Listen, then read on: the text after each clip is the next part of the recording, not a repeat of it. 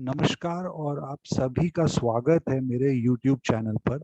आशा करता हूं कि आपको मेरे वीडियोस पसंद आते हैं और आप प्लीज़ इन्हें लाइक, शेयर और सब्सक्राइब ज़रूर करें। आज का विषय है निफ्टी और उस पर आधारित मैं बात करूंगा शॉर्ट टर्म निफ्टी आउटलुक की और उसके अलावा निफ्टी का दूसरे एसिड्स जैसे कि क्रूड ऑयल के संग कोरिलेशन और निफ्टी का इंडिया विक्स के संग ट्रेंड आइडेंटिफिकेशन की वो कितने समय तक और कब तक एक ट्रेंड पकड़ के रहता है और कब उसका इंडिया विक्स का क्या इम्पैक्ट रहता है निफ्टी पर। सो शुरू करते हैं निफ्टी का। पहले हम शॉर्ट टर्म आउटलुक को लेके, जैसा कि हम यहाँ देख सकते हैं कि निफ्टी ने एक डेली चार्ट में एक इचिमोकू स्टडी के हिसाब से एक साइडवेज ट्रेंड बना रखा है, जिसको इचिमोकू में हम टी वेव कहते हैं। टी वेव साइडवेज करेक्शन मतलब कि प्राइस करेक्शन प्राइस टर्म्स में कम हो रहा है और समय के आधार पर ज्यादा चल रहा है कि अप ट्रेंड नहीं पकड़ रहा है। और यहाँ हम देख सकते हैं कि 15 जून से लेके अभी तक उसने एक नया हाई बनाने में स्ट्रगल कर रहा है, उसके ऊपर सस्टेन करने में। तो ये एक प्राइस करेक्शन हुआ, टाइम करेक्शन हुआ, प्राइस नहीं। और वो करेक्शन इचिमोकू स्टडी के हिसाब से अभी खत्म हो रहा है इधर में, और उसके बाद वो अपना प्रिवेलिंग ट्रेंड वापस शुरू करेगा। और हम यहाँ देख सकते हैं कि निफ्टी ने प्रिवेलिंग ट्रेंड इसका अप ट्रेंड ही था। यहाँ पर हमें ये क्लियर दिखता है कि ये एक अप ट्रेंड था निफ्टी में, ये पूरा अप ट्रेंड हुआ। उसके बाद ये करेक्शन आया जो एक ऐसे ट्रायंगल फॉर्म में है यहाँ में हमारे पास, और यहाँ से वो अपना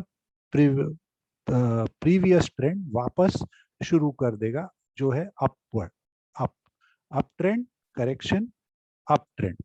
इस अप ट्रेंड के लिए दो चीज आवश्यक है। पहला ये है कि निफ्टी 15,635 नहीं ब्रेक करे, 15,635, और एक डबल कंफर्मेशन जो है वो है 15,915 के ऊपर, 15,915। ये कहाँ तक जा सकता है निफ्टी? फिर ये 16,200, 16,300, 400 तक इसकी जाने की आशा है हम इधर से निफ्टी की। तो ये रहा निफ्टी का शॉर्ट टर्म आउटलुक जो फिलहाल सजेस्ट कर रहा है बुलिशनेस। और इसके अलावा भी आज इचिमोकू के हिसाब से प्राइस और टाइम डेट भी है निफ्टी में इस समय उसका। अब बात करते हैं हम इंडिया विक्स की। इंडिया विक्स जो एक वोलेटिलिटी इंडिकेटर है निफ्टी का, वो अगर हम उसकी चार्ट देखें 2017 से लेके अभी तक की, 2017 मार्च से लेके अभी तक ये चौथी बार हुआ है कि इंडिया विक्स 14 के नीचे सस्टेन कर रहा है वीकली टाइम फ्रेम। 14 के नीचे ये हमेशा यूजुअली 14 तक आता है, फिर वहां से वापस ऊपर निकल जाता है, 14 आता है वापस ऊपर निकल जाता है। बट पहले ये फोर्थ इंस्टेंस हुआ, पहली बार उसने 40 वीक्स बिलो 14 और अबव 10 में टाइम स्पेंड किया था। दूसरी बार 20 हफ्तों के लिए, तीसरी बार 27 हफ्तों के लिए, और अभी चौथा हफ्ता ही हुआ है उसे बिलो 14 सस्टेन करते हुए इस समय। इन सब बात में हम एक चीज नोटिस करेंगे। जो पहला कॉमन बात यह है कि वो एक बेस बनाता है कंसोलिडेशन का इधर में, वापस ऊपर जाने के पहले। यहाँ हम देख सकते हैं ये पहला इंस्टेंस हुआ, ये दूसरा इंस्टेंस हुआ, ये यहाँ में हमारे सामने तीसरा इंस्टेंस है जब ये मतलब ऐसे बेस बना रहा है इधर। और ये अभी, और हर बार जब उसने ये बेस बनाया है प्राइस अप ट्रेंड में रहा। Price up trend, up trend जब ये बेस बनता है। तो ये टॉप आउट कैसे करता है? तो उसका एक कॉमन सिमिलैरिटी फैक्टर ये है कि विक्स पहले ब्रेकआउट देता है अपवर्ड की तरफ, जाके एक हाई बनाता है, फिर डिप मारता है, जहां निफ्टी टॉप आउट करता है। इधर भी हम देख सकते हैं वो वापस ऊपर जाके यहाँ में एक ब्रेकआउट दे रहा है, इधर ब्रेकआउट देता है और निफ्टी टॉप आउट करता है। इस केस में भी हम देख सकते हैं कि वो, ये देखिए यहाँ में उसने ब्रेकआउट दिया, पुल बैक आया, मार्केट ने पुल बैक बनाया, फिर वो ऊपर जाता है। तो इधर में भी हम देख सकते हैं, ये रहा 2009 दिसंबर में एक विक्स ने ब्रेकआउट दिया है, मार्केट पर टॉप आउट हुआ जनवरी 2020 पर जाके। तो ये जो ब्रेकआउट था, ये ब्रेकआउट निफ्टी का टॉप बना। तो ब्रेकआउट बॉटम से ऊपर जाके ब्रेकआउट मारता है विक्स, निफ्टी तब टॉप आउट करता है। और फिर हमने देखा एक स्मॉल डिप मारा विक्स ने, बट मार्केट ने लोअर हाई मारा और कंटिन्यूस करेक्शन आया जनवरी से लेके मार्च तक, और विक्स यहाँ 15 से सीधा 100 पार कर गया। और उसके बाद हमने देखा निफ्टी को कंटिन्यूस रैली करते हुए, कंटिन्यूस रैलीज फॉर्म हुए निफ्टी में, और यहाँ जाके अब वापस वो 14 के नीचे प्रिवेल कर रहा है, कोशिश कर रहा है निकलने की, अभी तक नहीं हुआ है। तो अगर निफ्टी में एक टॉप बनेगा तो विक्स के हिसाब से, जो विक्स का प्रीवियस हिस्ट्री, उसकी जो कैरेक्टरिस्टिक्स है अगर हम उसे देखें, तो वो पहले एक ब्रेकआउट देगा, ब्रेकआउट देने के बाद वो निफ्टी में एक टॉप बनाएगा, और फिर इस लाइन पर सस्टेन करके वापस आ देगा जो मेन करेक्शन होगी। तो फिलहाल तो ऐसा कुछ नहीं दिख रहा है कि जो हम, जिसे हम कह सके कि निफ्टी टॉप आउट हो चुका है। यस, विक्स शायद बॉटम आउट हो चुका हो, बट विक्स बॉटम आउट होने के बाद भी हमने देखा है कि वो काफी टाइम समय तक इधर कंसोलिडेट करता है एक जोन के अंदर, जो इस समय 15 भी हो सकता है, 14 भी हो सकता है, और नीचे की तरफ 12 से लेकर 10 तक। तो ये एक जोन रहेगा जिस पर वो अपनी बेस कंसोलिडेशन बना सकता है। और हिस्टोरिकल एविडेंस से हमें पता चलता है कि वो काफी समय तक इस जोन में रहता है। तो इतनी जल्दी वो गिव अप नहीं करता है अपना, उसका टर्न अराउंड ना।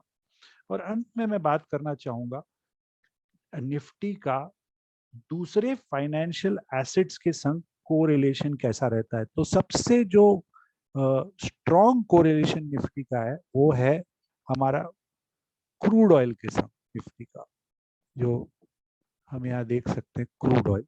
और इस विषय में मैंने एक बार पहले भी चर्चा की थी, और वो 2020 कोविड लोज पर किया था, कि ऐसे बहुत लोगों का कहना है कि निफ्टी, तो ये मेरा ट्वीट है उस पर, mythbuster, market will rally crude is down. ये एक बहुत ही गलत अजम्पशन है कि अगर क्रूड डाउन होगा तो निफ्टी अप रहेगा, या क्रूड अप निफ्टी डाउन।